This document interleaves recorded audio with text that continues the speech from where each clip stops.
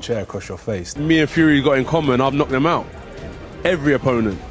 Well, I've stopped them. All right, this The best man will always win. It's not rocket science, as my boy Cena says. The best man will always win. Knocked down. Joshua, big left hand, and some Ruiz, and then Ruiz right back to Joshua, and Joshua in trouble. The chair across your face. The right hand you never see coming. The moment when everything you thought you knew about a fighter, about dominance, about inevitability, suddenly shatters under the sound of leather cracking bone. Anthony Joshua's career has never been a straight line. It has been a collision of expectation and reality, of hype and hardship, of brutal knockouts and humbling lessons that forced him to evolve in public. You know, it's not rocket science, isn't it? The best man will always win. But one of the main things I'm looking forward to is showing how good I am. But how I interpret boxing is more discipline, dedication. That's what I get from the game right now. Under the brightest lights the sport can offer, he wasn't just built to win belts. He was built to carry the weight of modern heavyweight boxing on his shoulders. And every time he stepped into the ring, the world demanded proof that he deserved it. He began as a humble kid from Watford, a latecomer to boxing who learned fast because he had to. Discipline, dedication, and obsession with improvement became his language. By the time he won Olympic gold in 2012, he wasn't just another prospect. He was a symbol. The punches shook arenas. The physique drew comparisons. The smile sold tickets. Joshua wasn't marketed as a future champion. He was marketed as the future of the division itself.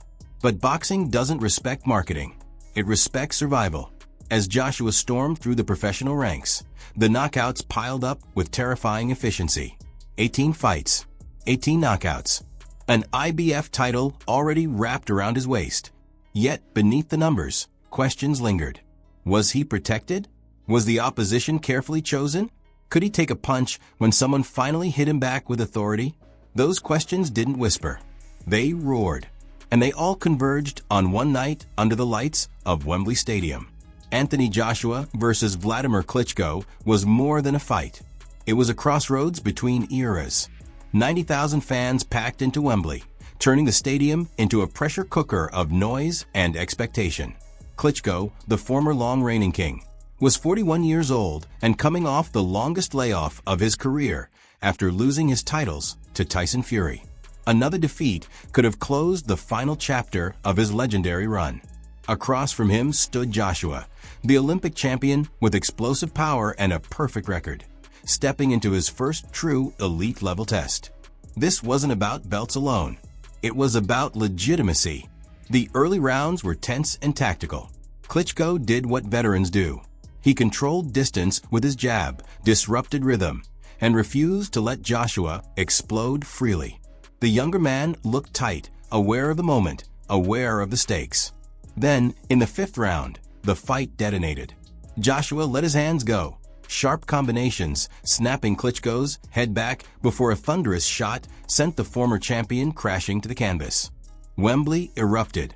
This was the moment people believed would define Joshua's arrival as the undisputed ruler of the heavyweight division. But boxing never lets you celebrate too early. Klitschko rose, wounded but composed, and Joshua chased the finish with everything he had. He wanted the statement. He wanted the exclamation point. What he didn't realize was how much energy he was burning, how much he was giving away.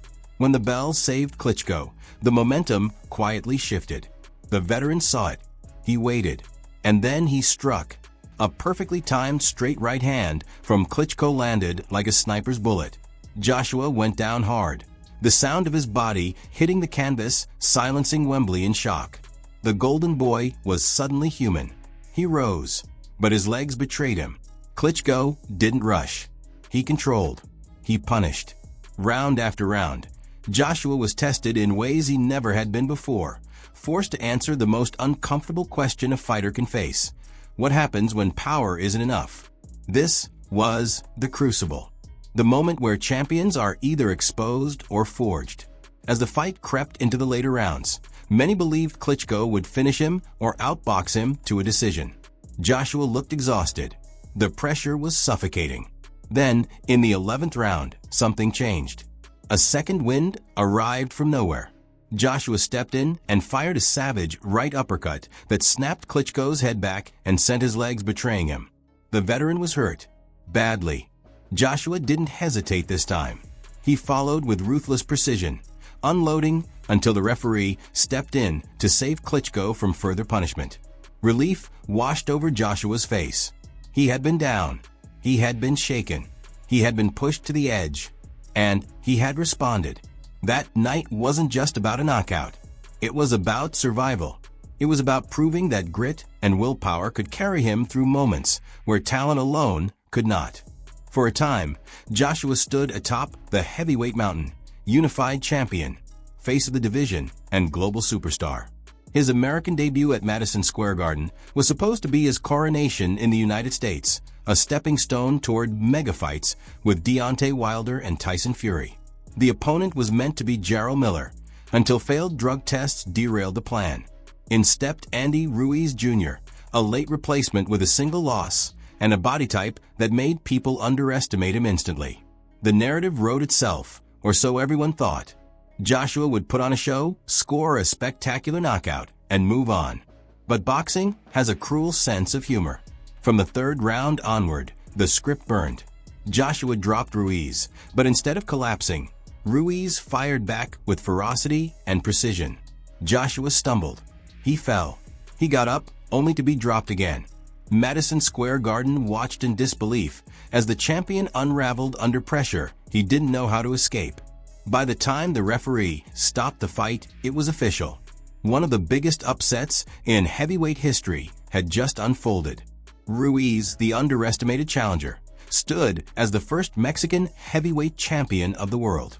Joshua, the unbeatable star, was left searching for answers. The loss wasn't just physical. It was psychological. The aura was gone. The invincibility shattered. The rematch became more than a fight. It became a referendum on Joshua's future. He didn't hide from the loss. He studied it. He rebuilt himself from the ground up. Strength gave way to speed. Bulk gave way to mobility. The plan was no longer to intimidate. It was to outthink. Ruiz, meanwhile, enjoyed the spotlight, the money, and the fame, confident that lightning would strike twice. When they met again, the difference was immediate.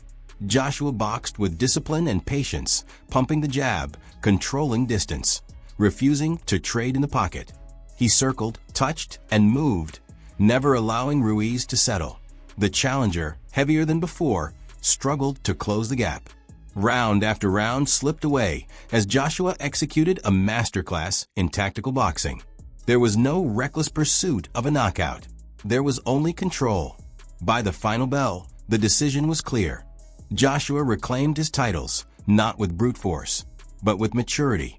It was the most complete performance of his career, proof that he could adapt, learn, and evolve under pressure. He wasn't just a puncher. He was a thinking fighter. Years later, another test arrived, one that carried a different kind of danger. Francis Ngannou, the former UFC heavyweight champion, had crossed over into boxing and shocked the world by dropping Tyson Fury in his debut. Suddenly, the conversation shifted. Could an MMA fighter truly compete at the highest level of boxing? Joshua found himself defending not just his legacy, but the credibility of the sport itself. The expectation was brutal. Boxing fans didn't want a competitive fight. They wanted a statement. They wanted a knockout that erased the argument entirely. The opening round was cautious, Ngannou calm and composed, Joshua patient and precise. Then, in the final minute, Joshua saw the opening. A lightning-fast straight right landed flush, sending Ngannou crashing to the canvas. He beat the count, but the damage was done. Joshua remained ice-cold, stalking without rushing. Another right hand scored a second knockdown. Ngannou rose again, defiant but compromised. Joshua didn't hesitate. A final, devastating right cross landed clean, and Ngannou collapsed unconscious. The referee waved it off instantly. Doctors rushed in. The message was unmistakable. AnthonyJoshua had delivered exactly what was demanded. A violent, definitive knockout that left no doubt. It wasn't just a win. It was a declaration. Through highs and lows, through shock defeats and redemptive victories, Joshua had proven something essential about greatness. It isn't about never falling. It's about how you respond when you do. Anthony Joshua's story isn't finished. It's still being written punch by punch, round by round. And that's what makes it compelling. Not perfection, but perseverance. Not invincibility, but resilience. In a sport that exposes every flaw, Joshua has shown the courage to face his own in front of the entire world. If you've made it this far, let me know what you think. Which Anthony Joshua moment defines his legacy for you? Was it the war with Klitschko, the humbling loss to Ruiz, the disciplined redemption in the rematch, or the brutal statement against Ngannou? Drop your thoughts in the comments. And if you enjoyed this deep dive, make sure to like the video, subscribe to the channel, and turn on notifications so you don't miss the next story.